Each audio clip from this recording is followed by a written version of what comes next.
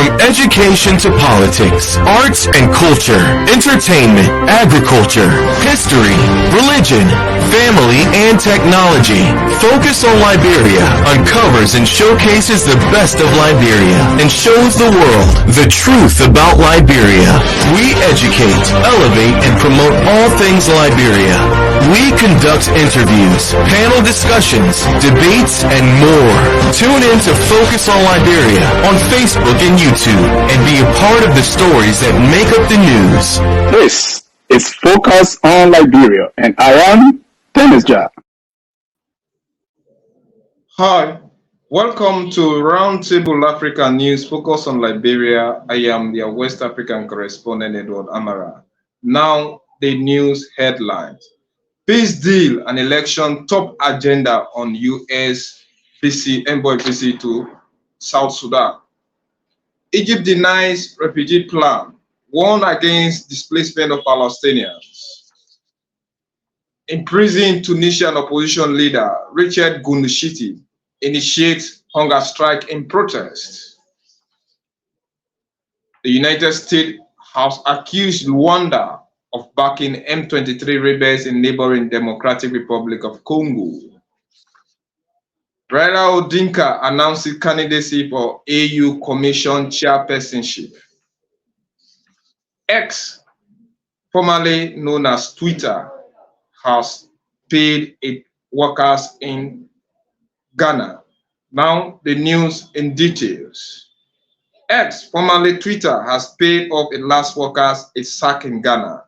In a statement on Sunday, Agency 77, the company providing legal representation to the staff, said it had successfully led negotiations on behalf of the former Twitter members of Ghana Limited in their request to get a fair settlement and repatriation expensive for foreign staff. The former staff were sacked in November 2022 after Elon Musk, the acquisition of the social media platform in October of that year, and a subsequent decision to cut half of the workforce. The staff had threatened to take X to court for failing to pay redundancy payment owed them. They were given less than a month's notice before their dismissal, and we are then not paid for redundancy payment owed them. In another news on the continent, Raila Odinga announces his candidacy for AU Commission chairmanship. Renowned Kenyan opposition leader Raila Odinga has officially announced his candidacy for the chairperson position of the African Union Commission, AUC, setting the stage for a potentially historic leadership bid. In a press briefing held on Thursday, Mr. Odinga declared his readiness to contest for the influential role, highlighting his extensive consultation with allies before making the decision. In the leadership of Africa desires my services. I am prepared and offer my leadership to serve this continent.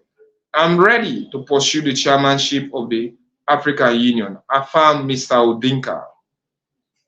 Expressing concern over the brain drain phenomenon, Odinga voiced his discontent with the plight of African youth forced to seek opportunities abroad due to challenging economic conditions. He pledged to leverage his leadership to transform Africa's fortunes and position the continent as an economic powerhouse.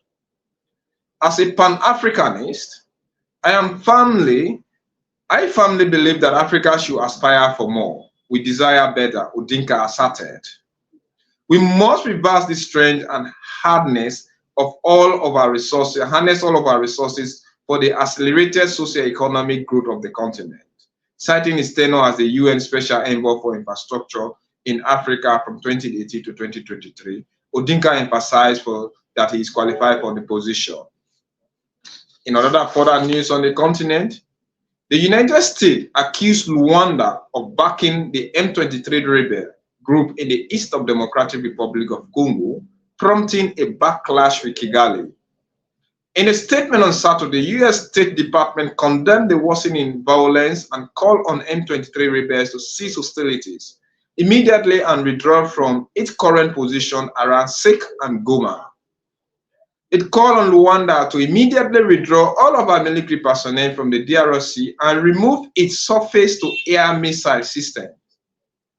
The comment has provoked a backlash from Kigali, with the Foreign Affairs Ministry saying that the U.S. detoxed the reality that Rwanda reserved the right to self-defend against the Democratic Republic of Congo actions in the area which it claims threatened Rwandan security. Kigali also expressed deep concern over what it terms the abandonment of the region and peace processes, and said that the international community is indifferent to DRC's dramatic military buildup. It comes amidst an escalation of violence in Eastern Democratic Republic of Congo in recent weeks, with clashes between the M23 rebels and armed forces of self-defense groups that supported them.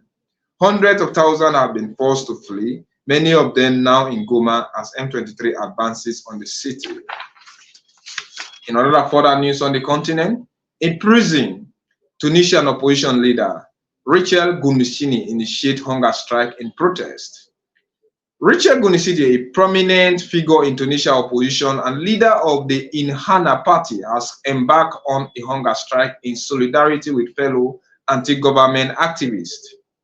The move comes as a form of protest against the continuing detention of opposition figures, as reported by a team of lawyers representing the opposition. Gunnisini, aged 82, has long been a vocal critic of President Kais Saied and his administration. Last year, he was arrested on charges of incitement against police and alleged involvement in plot against state security. In a statement released by a legal assistant, Gunnisini urged Tunisians to uphold democratic principles, emphasizing the importance of freedom and judicial independence. Despite his hunger strike, he remains committed to advocating for a democratic Tunisia that is inclusive of all citizens. The opposition has strongly condemned President Kais Saied's action, particularly his decision to dissolve the elected parliament in 2021, which they view as a coup. Saied, on the other hand, defends its action as necessary measure to restore stability to Tunisia after years of political turmoil. Last week, 6 other opposition leaders initiated an indefinite hunger strike to condemn their release from detention without trial. They have also called for an end to judicial harassment of political activists, journalists, and civil society. The detained opposition leaders include both Jean Ben Magra, Kaya Juni, Husini, and others. In another further development in the continent, Egypt denies refugee plan, warns against displacement of Palestinians. As an Israeli assault on the southern Palestinian city of Rafah looms, Egypt's foreign minister was asked if his country was drawing up a contingency plan in case of influx of Palestinian refugees. Speaking at a panel of the Munich Security Conference on Saturday, February 18, Minister Sami Shukri denied such plan. No, we are not. We will not deal with the hypothetical statement. We will continue to call upon our friends, all of those who understand the complexities and the dangers associated with it, to not only provide support by rhetoric, but to indicate clearly there will be consequences for any form of displacement.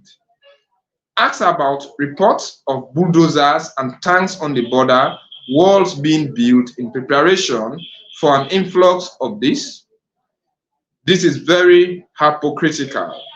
We have constantly been dealing with maintenance on our border, maintaining the road network, their usual maintenance to our border, fortifications. So I think it is jumping to conclusion that those activities constitute Israel's military offensive's first targeted plan. The government has not publicly discussed a timeline for a ground offensive on Rafah. More than half of the enclave 2.3 million Palestinians have sought refuge in the southern city of Rafah. In our final news of today's broadcast, peace deal and election top agenda on visit of UN envoy to South Sudan. Jean-Pierre Lacroix, the UN head of peacekeeping, arrived today on the 18th February 2024 to assess the process made on the peace process preparation underway for the upcoming election scheduled for December in South Sudan. In Juba, he is expected to hold meetings with leaders of the traditional government, of national and civil society, representatives and other key stakeholders involved in the peace process. Lorek is accompanied by Hannah Suwa Tita, the special envoy of the United Nations Secretary General for the Horn of Africa. Lorek said, "This is an important time for South Sudan. There are challenges and there are also expectations on many fronts. And I think it is an expression of solidarity from the UN as a whole." For his part, the head of the UN peacekeeping mission here, Nicholas Hassan, said, "This is an opportunity for the Under-Secretary General for Peacekeeping Operation to see one of the bigger and more effective missions for us, to introduce him to the challenges we face and difficulties as we are going to overcome those. But he has also interest in Abia and conflict in Wara between the Gok, that is the Dinka tribe, and the Twitch." Now, to end the news, the headlines once more. Peace deal and election top UN visit to South Sudan. Egypt denies refugee plan, warn against displacement of Palestinians. A prison Tunisian opposition leader, Rachel Gouchini, initiate hunger strikes in protest. United States has accused Rwanda of backing M23 rebels in neighboring DRC, that is Democratic Republic of Congo. Raila Odinga announces candidacy for UN Commission chairperson. X, formerly known as Twitter, has paid its last staff who were laid off in Ghana. Those were the news headline. Join me, same place, same time, for another African news broadcast on Focus on Liberia. I am Edward Amara, your West African correspondent. At Focus on Liberia, we discuss everything Liberia, from education to politics, arts and culture, entertainment, agriculture, history, religion, family, and technology. Focus on Liberia uncovers and showcases the best of Liberia and shows the world the truth about Liberia. We educate, elevate, and promote all things Liberia. We conduct interviews, panel discussions, debates, and more. Tune in to Focus on Liberia on Facebook and YouTube and be a part of the stories that make up the news.